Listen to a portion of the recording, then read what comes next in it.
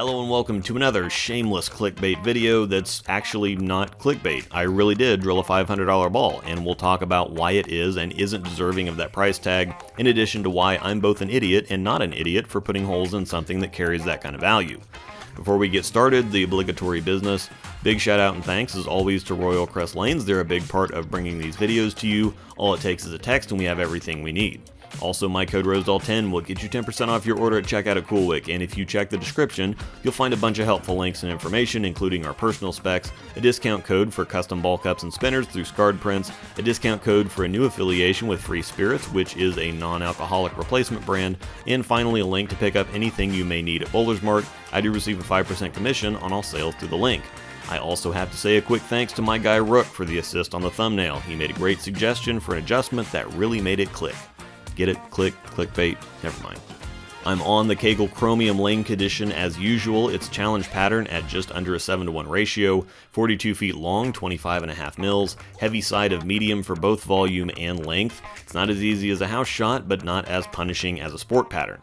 So what exactly makes a ball supposedly worth $500? Every time some ball goes up for sale on SRGBBFS for a several $100 price tag. By the way, check out that group on Facebook for absolutely anything SPI related, rare, used, vintage, etc. They'll have it, or you can request to buy virtually any ball out there.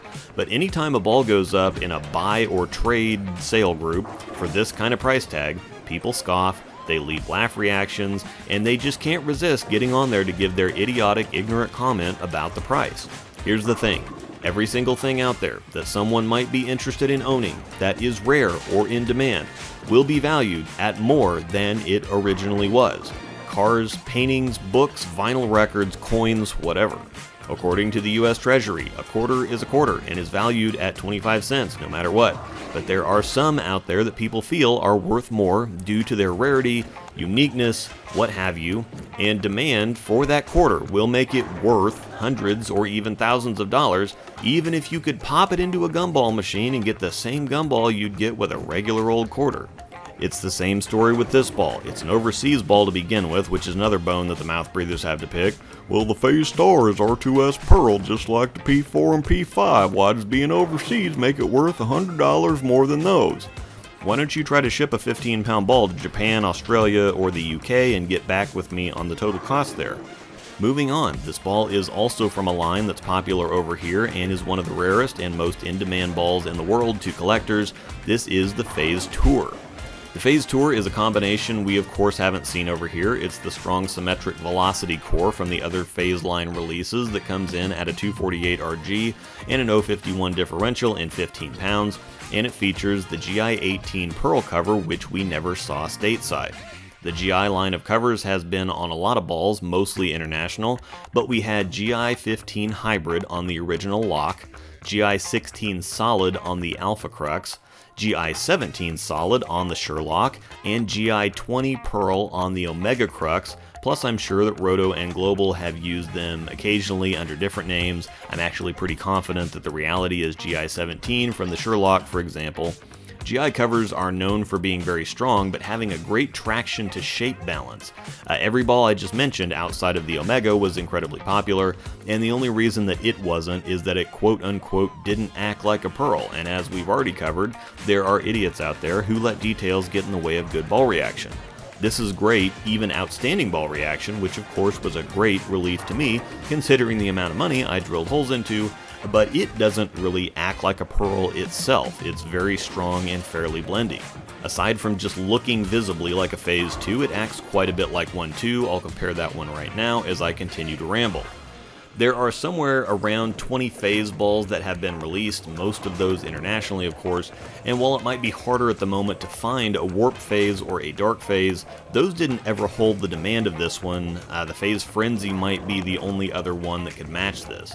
No matter what you think about the value, if instead of drilling this, I put the ball for sale on SRGBBFS for $450 shipped, it would have been gone in 15 minutes for asking price, and while it might have taken a few more days, I absolutely could have gotten $500 for it, might have even had a few people bidding on it for more than that. There are a lot of people out there that collect lines, and the two most popular lines that people like to collect are the Phase line and the Code line.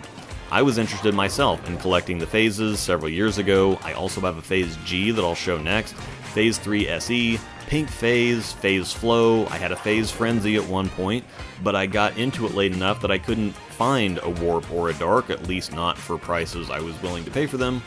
So why drill a ball like this? Is this $500 ball reaction? Of course not. It's good, but not something I can't get out of something else that I could have drilled for a lot cheaper. Angel and I have collected a lot of balls we wanted over the years.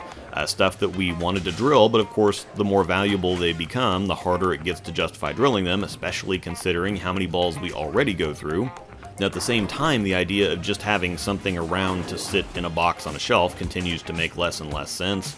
I'm not going to take them out and display them because they'll dry out and eventually crack. I'm not going to sell them, so why not just drill them, have fun using them, and display them later when they've done their job. We have a rule that once a ball hits 5 years old, we either have to drill it or sell it, and this ball was poured in November 2018. Bowling balls continue to harden as they age, so the performance will continue to fall off the older the ball gets. Now that might be a good thing. Some people have balls that are decades old that react great specifically because they're really controllable. The chance that they won't is greater than that though. A friend also gave me a really good deal on this one when I was looking, and I was looking specifically because I wanted to throw it. If I'd have sold it, I'd have sent him a cut, but he thought I'd like it and was looking forward to me trying it out, so I had to drill it, and ultimately I'm glad I did. It's obviously a great reaction for me, and I think it will be useful. As you've been watching me throw the 2 and the G, I'm on the same lane condition for both, by the way, and all 3 are also drilled the same. The 2 is a little stronger, but also sharper than the Tour, believe it or not, in addition to being a little more forward. We all know that the 2 is TX16 solid, and the G is actually TX16 hybrid. There's been a bit of buzz about that cover because we've finally gotten it for the first time in pearl form, period, stateside or international, on the Journey. The hybrid version was only seen on the G and Dark phase, and if you watched my Journey review, you saw that I referenced the G because, as you can see, it's a fair amount weaker than the 2.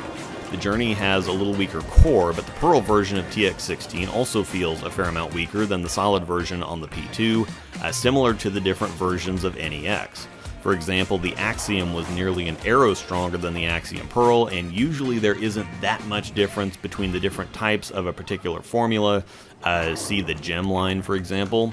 I think you can see that the G is also an amazing reaction, and it's a ball that's been in my bag for the last several months.